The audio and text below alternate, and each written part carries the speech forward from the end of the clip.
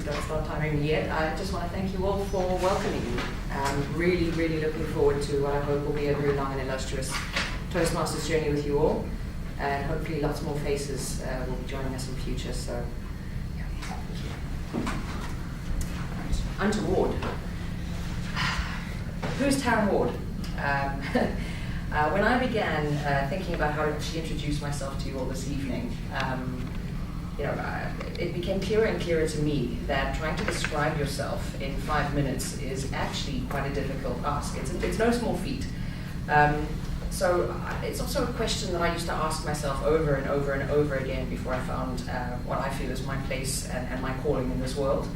And one of the things that used to frustrate me was I didn't really know the answer.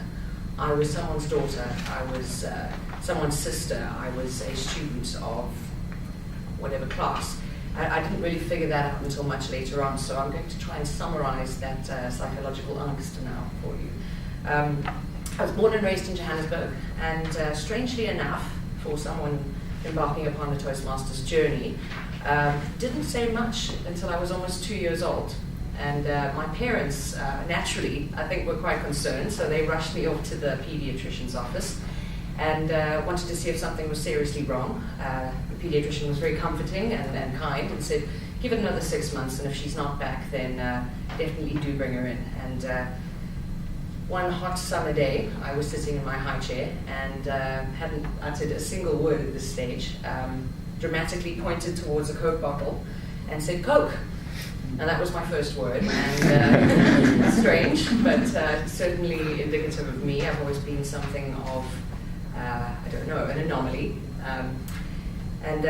The running joke in my family is that I have more than made up for it subsequently. So hopefully I can, with your help and guidance and using the modules, become better and more articulate at speaking. So. Another thing about Taryn Ward is that I fell in love very, very early on with the written word.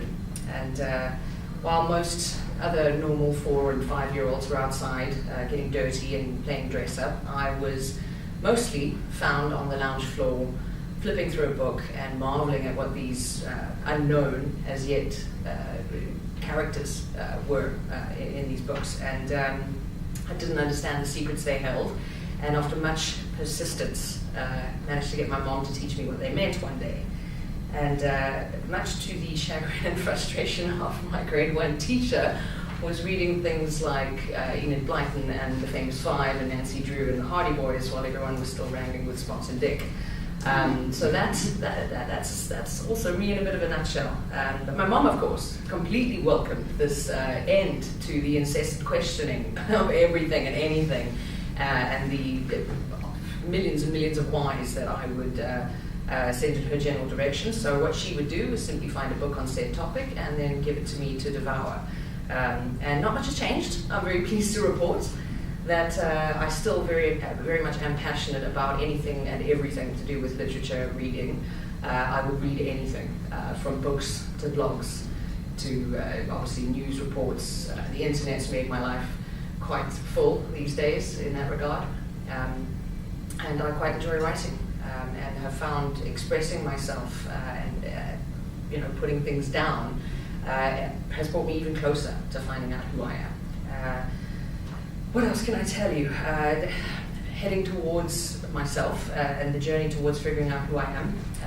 I'm very excited about the ongoing journey because, believe it or not, I was quite a shy, introverted, terrified of the universe person, and one day I went to a shopping mall with my mom, and the lady at the donut store wouldn't serve me even though I had my money and I knew my order and I understood exactly what I was supposed to be doing there. I was too frightened to go and ask her for the right order, so my mom, being the woman that she is, forced me to go back to the counter and get it right.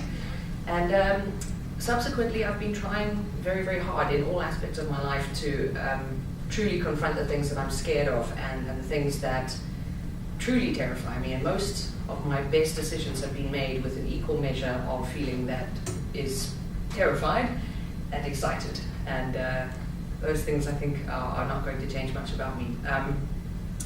What else? One thing that you do desperately need to know about me is that I'm incurably curious, extremely passionate about what I do, And I'm always looking to find a better way to do things. I love communicating with people. While I might be a hunter in my sales role by day, I'm actually a bit of a softie.